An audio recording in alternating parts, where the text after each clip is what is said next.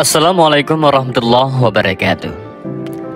Imam Al-Ghazali merupakan seorang filsuf dan tokoh sufi yang pesan atau nasihat-nasihatnya sering dikutip karena memang sangat dalam dan relevan dengan banyak kondisi. Dan yang paling berkesan adalah pesan terakhir Imam Al-Ghazali sebelum beliau wafat. Nah, bagaimana pesannya? Simak video ini sampai habis. Imam Al-Ghazali merupakan ulama termasyhur. Nama lengkapnya adalah Abu Hamid Muhammad bin Muhammad Al-Ghazali At-Tusi. Keilmuannya sudah tidak diragukan lagi, baik oleh kawannya maupun dari lawannya. Karyanya dalam ilmu fikih selalu menjadi rujukan. Adapun karyanya yang dijadikan rujukan para ulama hingga kini, yaitu kitabnya Ihya Ulumuddin. Imam Al-Ghazali juga serius mendalami ilmu filsafat, walau pada akhirnya ilmu ini beliau kritik sendiri. Pada masa kecilnya, beliau hidup dari kalangan keluarga miskin. Orang tuanya sangat taat beragama. Meski diliputi hidup yang serba terbatas, ayah Imam Al-Ghazali memiliki impian yang begitu besar, yaitu kedua anaknya, Imam Al-Ghazali dan saudaranya, yaitu Ahmad Al-Ghazali, kelak menjadi orang yang ahli fikih dan pendakwah Islam. Ayah Imam Al-Ghazali merupakan orang yang suka menghadiri majelis-majelis ilmu.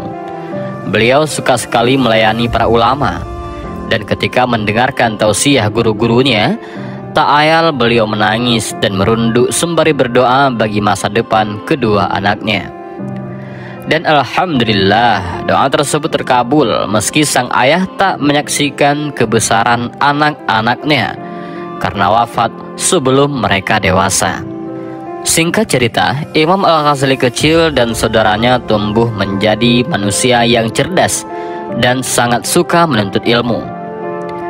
Pribadinya penuh kasih sayang, kezuhudan, dan ketaatannya dalam beragama sangat meyakinkan. Semakin hari, ilmu Imam Al-Ghazali semakin luas, sehingga Imam Al-Haramain, gurunya, memberikan gelar kepada Al-Ghazali, yaitu Bahrun Mughadiq, lautan luas yang tak bertepi.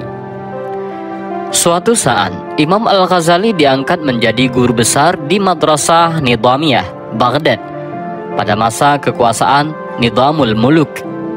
Saat itu usianya masih 34 tahun. Dalam usia yang masih muda, beliau sudah memiliki kedudukan tertinggi di dunia pendidikan dan keislaman. Bahkan predikat seperti itu belum pernah diraih oleh siapapun.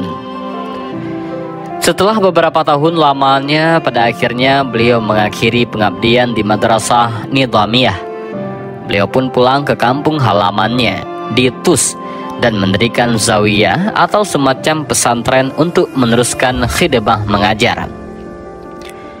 Setelah pesantrennya berkembang, Imam Al-Ghazali sudah menua dan beliau merasakan sakit yang akan membawanya pada kematian.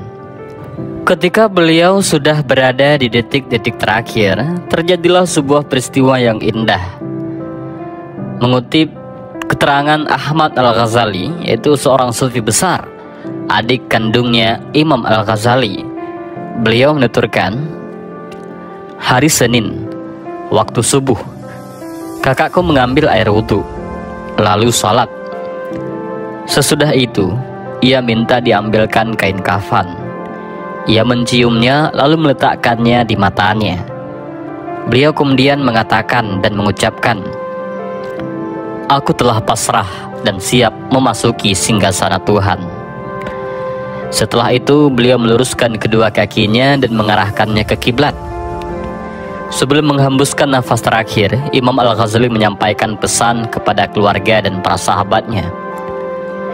Ikhlaslah, ikhlaslah, ikhlaslah. Dan itulah pesan terakhir sang Imam Al-Ghazali kepada kita semua, bahwa segalanya harus kita pasrahkan kepada Allah dengan ikhlas. Karena amal apapun yang kita lakukan jika tidak ikhlas, maka semuanya hanyalah sia-sia belaka. Allah berfirman, "Wala tamutunna illa wa antum muslimun." dan janganlah kamu mati kecuali dalam keadaan sebagai orang yang pasrah kepada Allah. Dan akhirnya sebelum matahari pagi terbit, ia pun pulang kembali ke asal, wafat. Dan inna lillahi wa inna ilaihi raji'un. Kita semua milik Allah dan kepadanya lah kita semua kembali. Itulah hakikatnya husnul khatimah, akhir yang baik. Imam Al-Ghazali merupakan salah seorang yang diberi gelar dengan Sayyidul Musannifin karena banyaknya kitab yang telah ditulisnya. Dan juga beliau seorang yang diberi gelar dengan Hujjatul Islam atau pembela Islam, karena beliau memang seorang ulama yang gigih di dalam memberikan argumentasi tentang akidah Islam dan melawan paham-paham yang menyimpang pada waktu itu. Namun ada kisah menarik tentang Imam Al-Ghazali, yaitu kisah Imam Al-Ghazali dengan seekor ulat. Dan kisah ini pernah ditulis oleh Syekh Nawawi Banten dalam kitabnya di dalam Muqaddimah Nasailul Ibadah. Setelah wafatnya Imam Al-Ghazali, salah seorang muridnya bermimpi bertemu dengan beliau. Kemudian beliau ditanya, "Apa yang Allah lakukan kepadamu?"